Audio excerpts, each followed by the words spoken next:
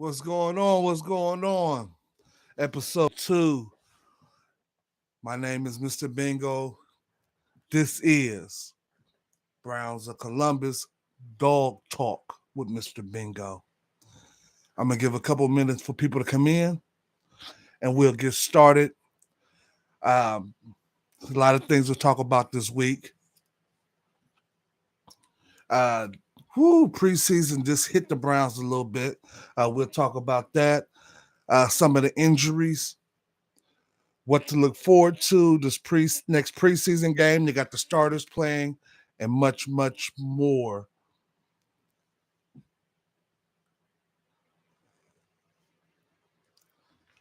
So give y'all some time. Make sure y'all check out the theme song for Browns backers of Columbus. It's on the YouTube page, Browns of Columbus. The song is entitled Dog Talk, written by yours truly.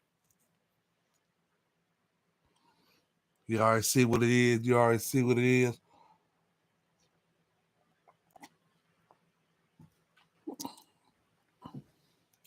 The Hall of Fame ceremony and game is over with. So it's now on to the regular preseason game where everybody has 3 games. So we have Washington coming up. And we're going to do practice with Philly for the week. The starters won't play in that game. And then we play our last game against Kansas City. And there will be some starters playing there. I don't know exactly how long they will play.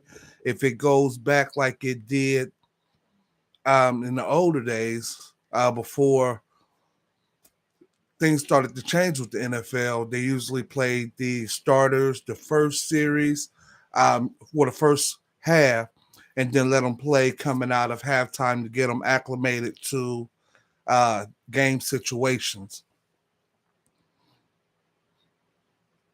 How y'all doing out there? I'm gonna still need y'all to bear with me because your boy is not new to podcasts, but I'm new to YouTube, so I'm gonna start building my fan base. Make sure you like, subscribe, and let other people know that it's going on every Wednesday at 9:00. Dog Talk with Mr. Bingo. This week we had a number of injuries happen to the Browns. We had Ford hamstring injury. He's going to be out for a few weeks. We had 2 defensive ends go down that had knee surgery. Isaiah Thomas and so and Alex Wright. So they'd be out. I'm hearing almost until the bye week. So maybe week 5 or 6 they'll come back, which is going to be difficult because this is the first year. I ain't gonna say the first year, but unlike past years, undrafted free agents and uh, people off the street was able to make the Brown squad because the roster really wasn't as tight or as busy and lucrative as years past or before. This year we have a strong 53-man roster. We're actually building in depth, like some of the stout and good organizations who built through the draft. Cleveland is now starting to do that itself. So it's harder for undrafted free agents to make the roster, whereas sometimes it would have been 4 or 5 individual players that would make it. We probably will have maybe 1 or 2 make it. Some of those will make it because of injuries. So we're going to talk about that. A lot of people right now are scared or nervous because of the injuries to our defensive ends. Andrew Berry had went out this offseason and pretty much focused on defensive line, whereas last year it really wasn't that important. It was like if we got something, it was more like bodies to put on the field. This year, they took their time and went out and got some free agents to fill that gap and drafted. The only thing is, some of our draft picks, especially at defensive tackle, haven't really been panning out like we hoped to. We need to give them some time. I will point towards another organization that has been doing it the right way. Um, and I'm only going to give them a shout out because the one that they gave time to and they nurtured is from Ohio State, and that's Cam Hayward with the Steelers. He came in as a drafted defensive tackle, and they allowed him to develop as time went on. Now he is, in my opinion, a first ballot Hall of Famer. If not, he's going to be a Hall of Famer. So all hope is not lost for the Browns at this present time, but they do have to hit on defensive tackles and hope that they develop. If not, we'll be hitting the free agent market going out to get um, other free agents. We still got Myles Garrett coming back. We have Darius Smith, who we brought in, who's going to be his running mate, and we'll see how that play out. Smith, good player, but in the last couple seasons have been um, tailored off as far as sacks due to injury. So we hoping that he stays healthy.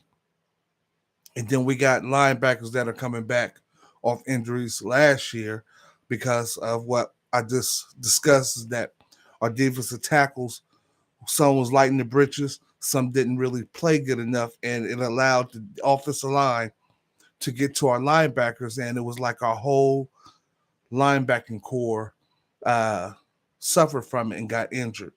So hopefully that won't be the problem this year. And I think it won't. The reason why I say this is because our defense is not in a catch mode or a soft mode this year.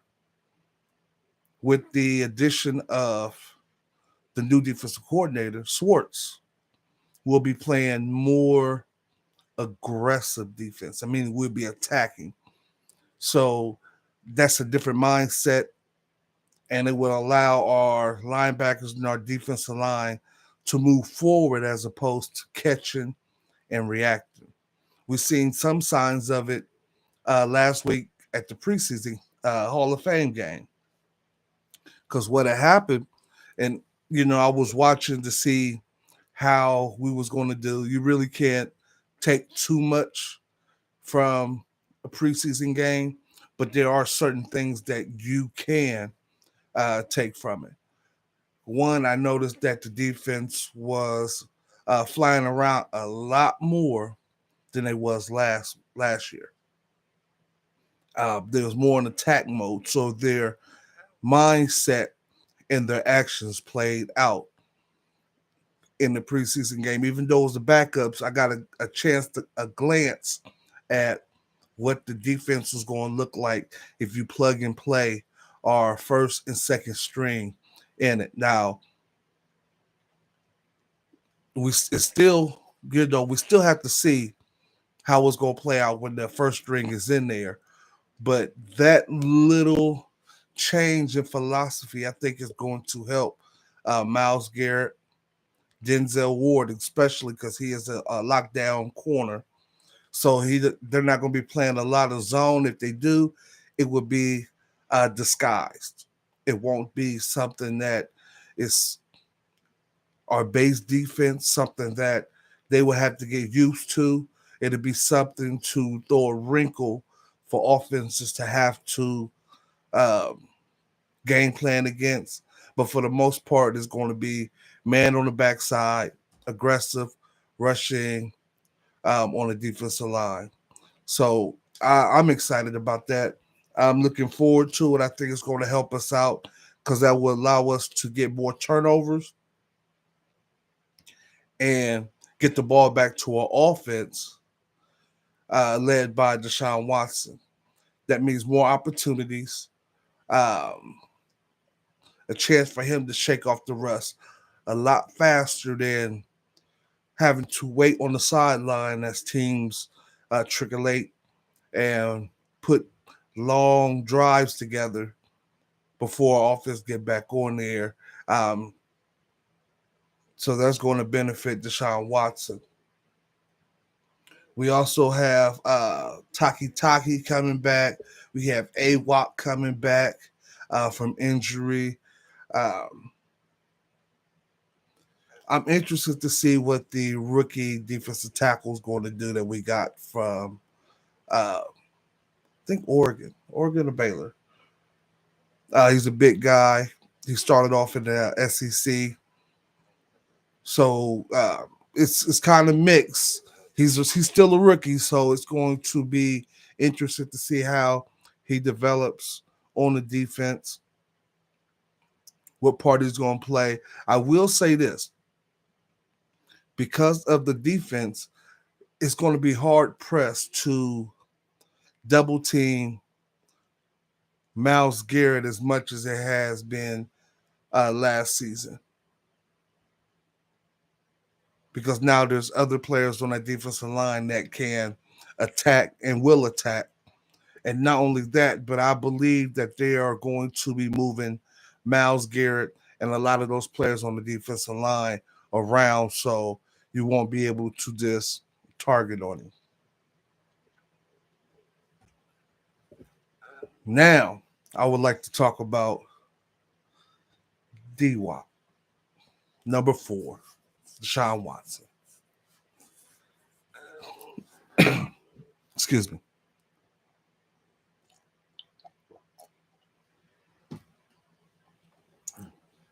Now, a lot of analysts, coaches, talking heads are talking about what if Deshaun Watson doesn't get back to the form he had when he was in Houston. I'm one of those that believe that he will. The little sample size they had last year, 6 games, really doesn't do any justice. Meaning because he had a lot of things he was dealing with. This year, he has a full off season. He has more weapons and more time. And I believe the defense being a lot better is going to have that iron sharpened iron effect, meaning that if the defense was a cakewalk, we get a false sense of how good our offense is and could be. But the better our defense is, and they see this on a week in and week out basis, is going to make the game a little bit easier, slow it down for the offense. Uh, you got Cooper, you got Elijah Moore, and Donovan People Jones. So we are going to see a lot more 3 wide receiver sets going into the season, which is going to help Deshaun. And I'm not even saying we still got Njoku at tight end and Chubb at running back.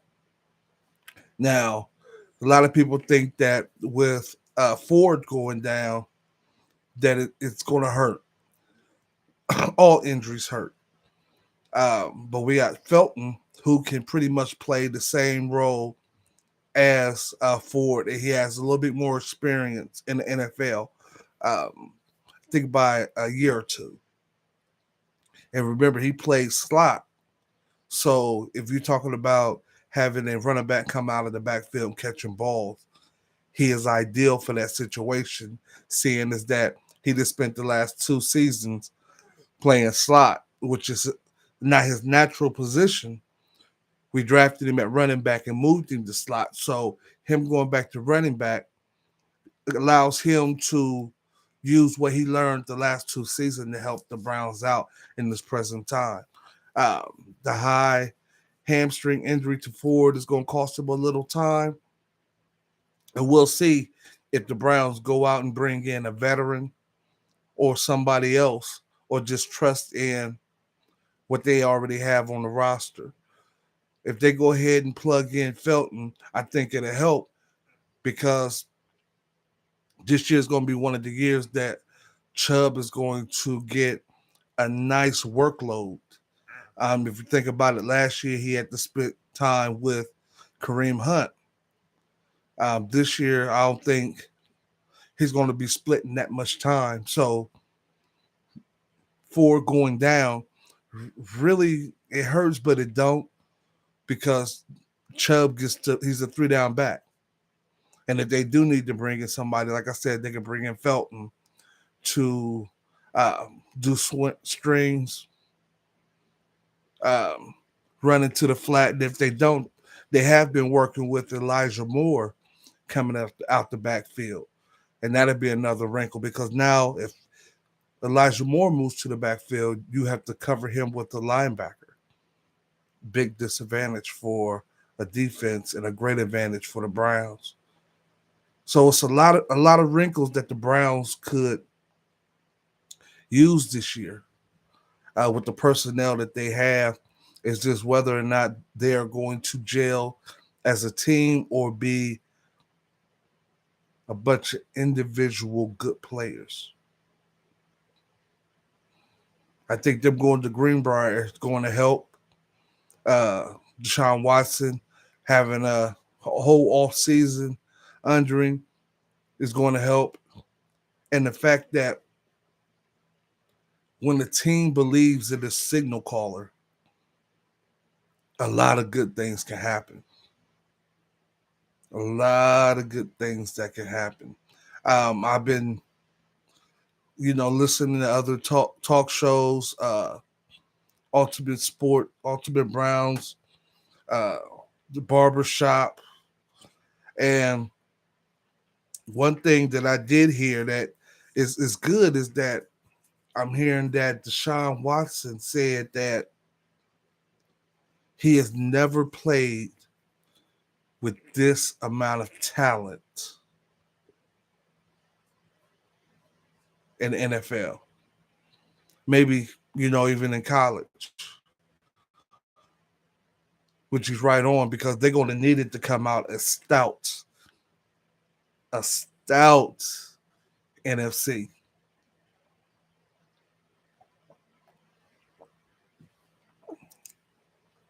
The NFC North right now is by far the toughest division from top to bottom. When you talk about uh, the Steelers, always, always put a product out there that has yet to go under 500 under Mike Tomlinson. Baltimore Ravens, tough, tough team. Cincinnati, even though Burrows is out, and they're keeping it kind of close to the vest whether he's going to play the first week.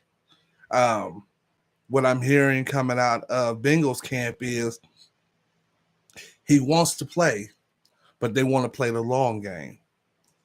His injury, I think, is more significant than what they're leading on. Um, the calf injury is off his push off leg, meaning that um, it can heal, but they don't believe that it's going to heal right before the first game. So if they put him out there and it re-aggravates in the first game, they can lose him for uh, a few weeks, and that will set the team back. If they hold him out the first week or two and allow him to heal and get right, they can go ahead, put him back in there, and look forward to moving towards the playoffs. I hate to say it, but they have been there the last two seasons. So what's to say that they don't have a good chance to make it back to the playoffs if Burrows is healthy, and he don't reactivate it or re-injure, his calf.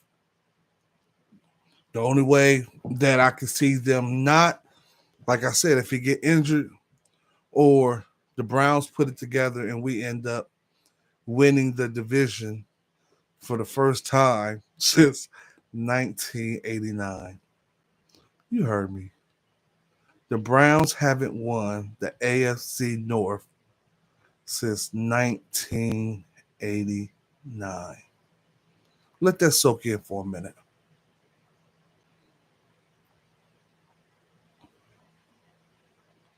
Now, the Browns is one of the storied franchises in the NFL. You can name, you have your Steelers, you have your Cowboys, you have your Giants. The Browns had that kind of cliche when it comes to, or cachet when it comes to organization name wise. We just haven't been able to put that product on the field. So if Deshaun Watson gets back, which I believe he will, to form, and the Browns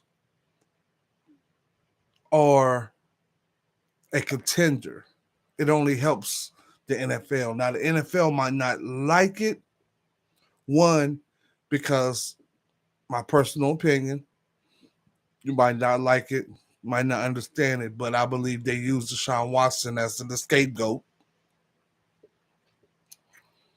So it's going to be a season-long adventure because if he gets back to when he gets back to the top and starts saying when, not if, when he gets back to the top of his game, are we going to see the same calls that you would get a Justin Herbert, that you would get a Mahomes, that you would get a Josh Allen?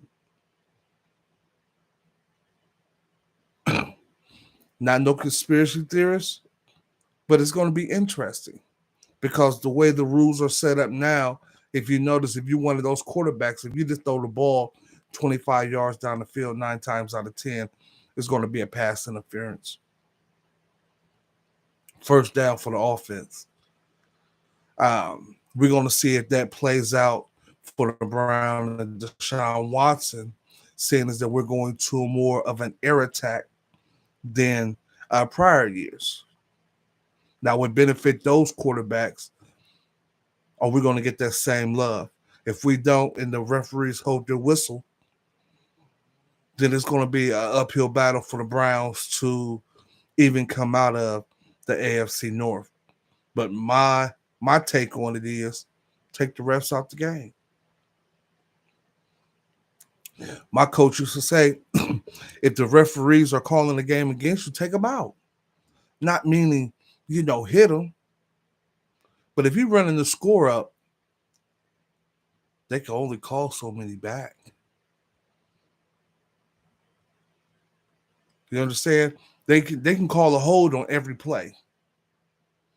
But if you put that pressure on another defense and you moving up and down that field and they can't stop you, it's only so many calls they can do before the light is shined on the referees and what they're calling.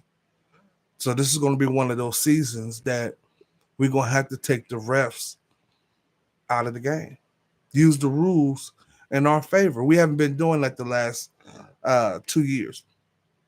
We've been a run heavy game with Chubb, which is still going to be there. But now we have a signal caller, a man up under center that we can take advantage of going over top and getting those, if it is 3rd and 13, 3rd and 15, 50-50 balls. We just went and picked up a rookie, Tillman, from Tennessee that I heard is balling. He's one of those go up and get it type receivers. Big body, 6'4", 225, 230-ish, which is good. We needed that. Um, we got the scat back in Elijah Moore. We got the precise runner in Cooper. And we got that young guy in Donovan Peoples Jones, who is just every year it's been getting better and better. And a lot of people feel or don't remember coming out of high school, he was one of the best or better wide receivers um, coming out of high school. I don't think the team up north did him any justice in using him. I think now he's getting back to where he believes in himself and his ability. I'm just hoping that the Browns don't let him go after putting so much work and getting him up to this point. And we'll see how it plays out with Deshaun Watson and Donovan Peoples Jones. A lot of people saying that in preseason or camp that Deshaun has more chemistry with Elijah Moore and Cooper, which may be true. But I have seen where if you are open, Deshaun is going to get you the ball. So you know how some quarterbacks have their favorite receiver and they going at him, going, getting the ball. I believe that Deshaun is one of those quarterbacks that if you are open, let's say they um, move the coverage over to Cooper or they do a over under on Elijah and they leave Donovan People Jones 1-on-1 and he beat his man. I strongly believe that Deshaun Watson is going to use that. I mean, who can you really double team on our offense right now? I mean, think about it. Who can you really double team? Remember, last year was pretty much Cooper. Can't do that this year. You got Elijah Moore who has a chip on the shoulder because he was traded from the Jets, where I believe, and I think that it had more to do with Aaron going there and bringing his people than Elijah Moore not being able to or not having the ability to play in the NFL. So he's on the squad now that you have a quarterback that if you're open, gonna get you the ball. And you have a offensive coordinator and a coach that's going to use you as a utility knife. So not only are you going to be in the slot and able to make plays, but a quarterback that can get you the ball.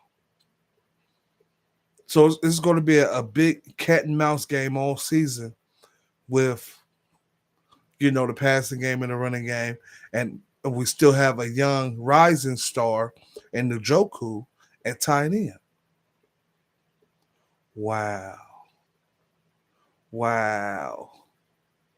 So a lot of defenses is going to have to play the Browns honestly and can't just focus on putting 8-9 in a box and figuring that we can't, stretch the field or, go deep. Which brings me to one of the players that I think might get cut or has a hard time making this team, and he was brought in specifically to stretch the field, and that was Schwartz. What we finding out is that he is a track star and not a football player with speed. In the Hall of Fame game, he did an end around, put the ball on the turf. This has been his miscue since he came to the Browns. So all the speed that he has is not really benefiting him because, like I said, there's players that have speed and are football players, and there's people that are track stars trying to play football. And he, at this point, he just hasn't found it yet. It's not to say he won't, but this is like year 3, and we pretty much have notes and some consistency on who and what he is.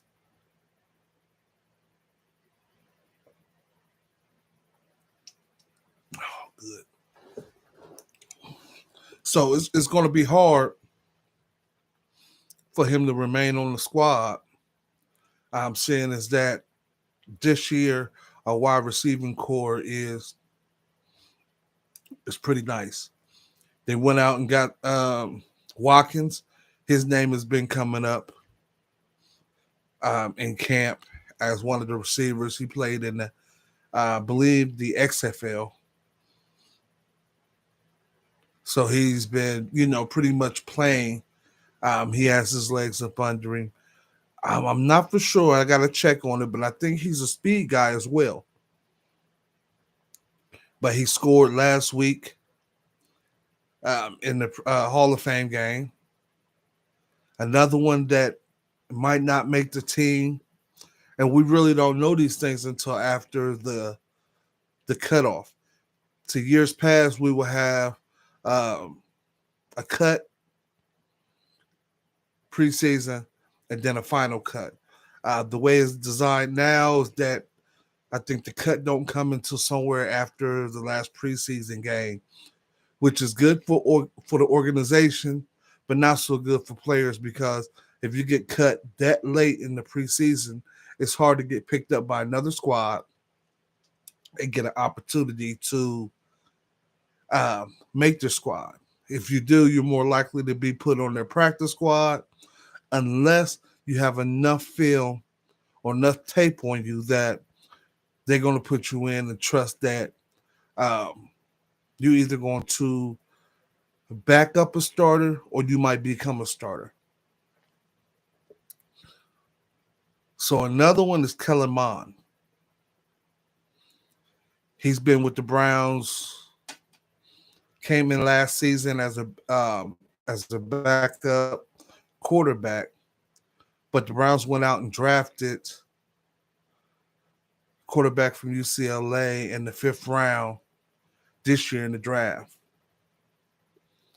And he has similar attributes or similar talent to Deshaun.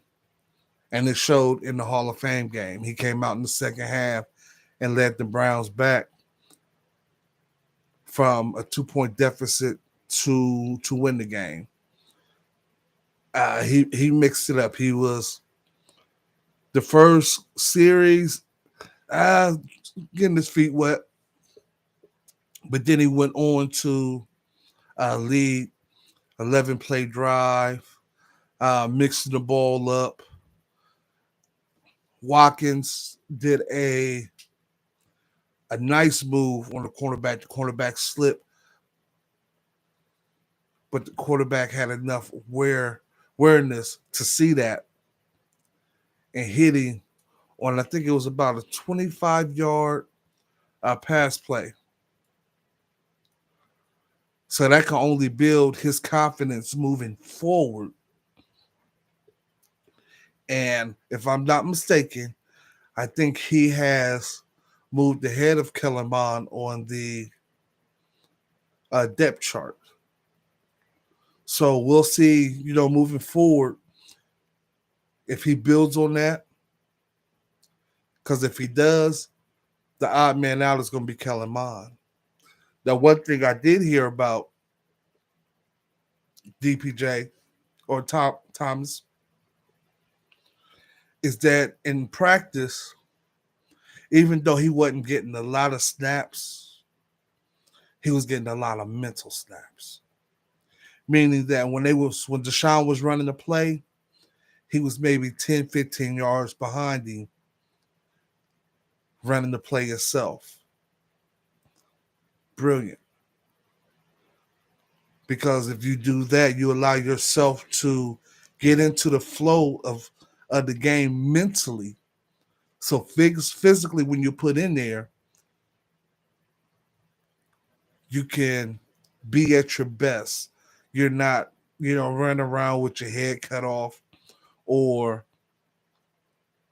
not understanding down and distance situations or the bullets coming or defensive men coming at you, really throwing you off of your game. Now, to look what I'm looking forward to, that if he plays like this all preseason, Josh Dobbs might be in trouble. Remember, Josh Dobbs hit the radar by doing the exact same thing last year in the preseason. So if he does this year, and let's say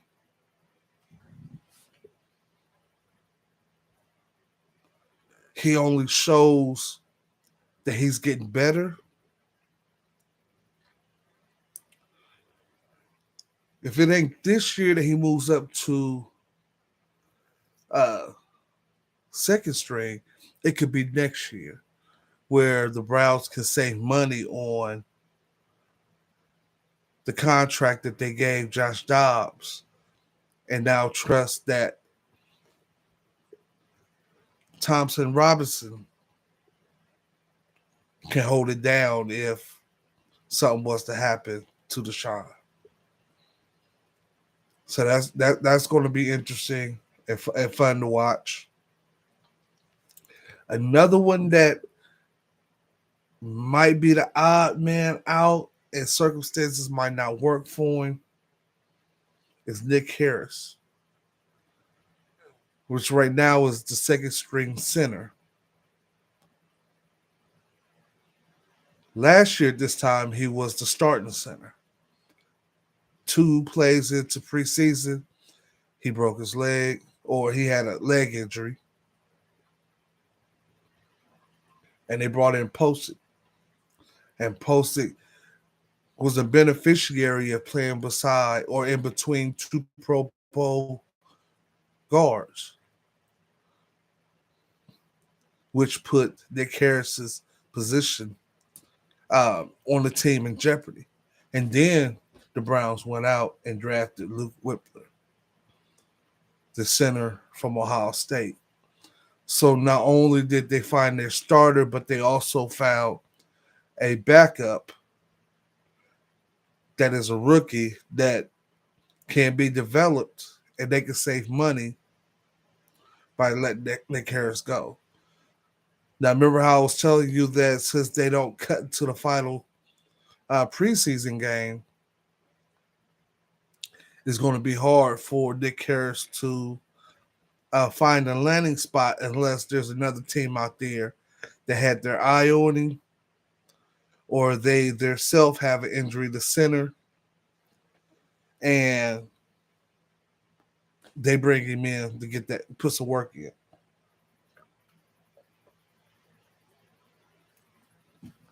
Now, I will say, we touched on the defense, touched on the offense. After watching last week's preseason game, I'm concerned about the special teams. They need some work. Missed field goal, gave up long returns in the kickoff game. So we're going to hope that Bubba Ventrone get these things worked out before the season starts, because we need to be hitting on all cylinders, special teams, offense, and defense. And and it might change too because some of the starters didn't play, so we don't know what personnel that they ran out there on special teams. Those could have been, undrafted free agents, second string players, players that probably wouldn't even be on special teams moving forward going into the season. We don't know yet. All we know is that what they showed in the Hall of Fame game is a little concerning. So we're going to sit back and hope that they get that right. Now they got tape, they can go ahead and work on that.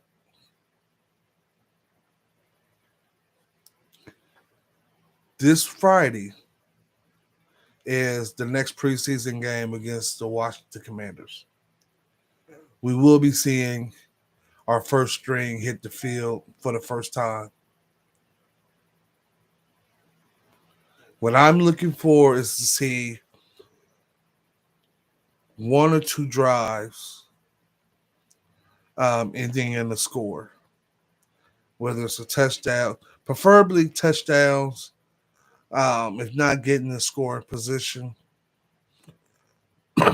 So we're gonna see D Watt, Chubb.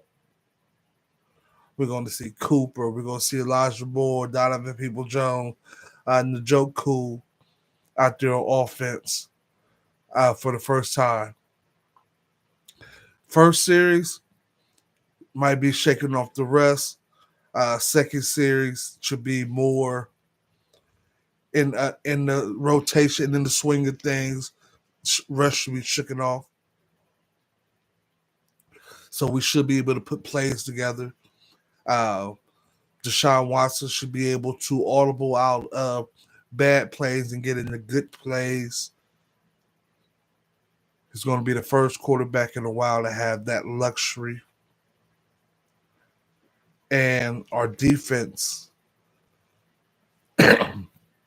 going against Washington, see how they play. Uh, it's still going to be a little touchy. Reason why I say that is because they really don't have a superstar quarterback. Washington have some things that they own they need to work through, but if we see the defense come out and they putting pressure,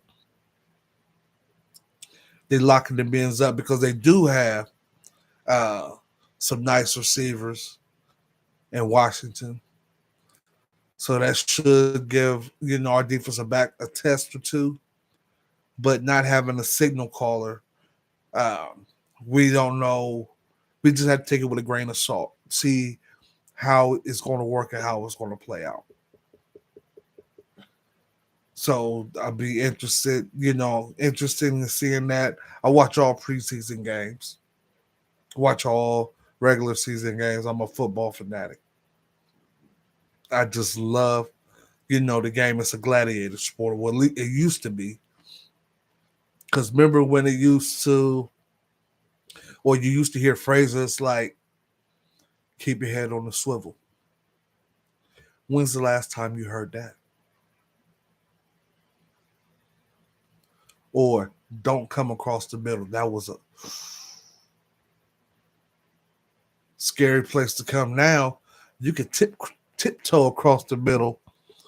You're more than likely going to get a penalty if you hit somebody in the ear hole coming across the middle.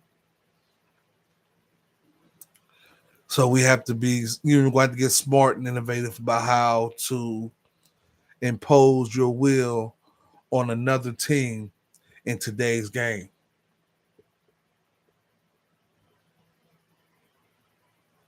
This here is brought to you by Browns of Columbus, B.O.C. This is Dawg Talk with Mr. Bingo. I will be here every Wednesday, 9 p.m. Same brown time, same brown channel.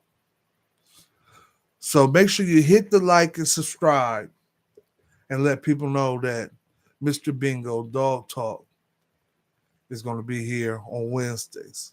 Much love, and I'll see y'all next Wednesday. Where my dogs at?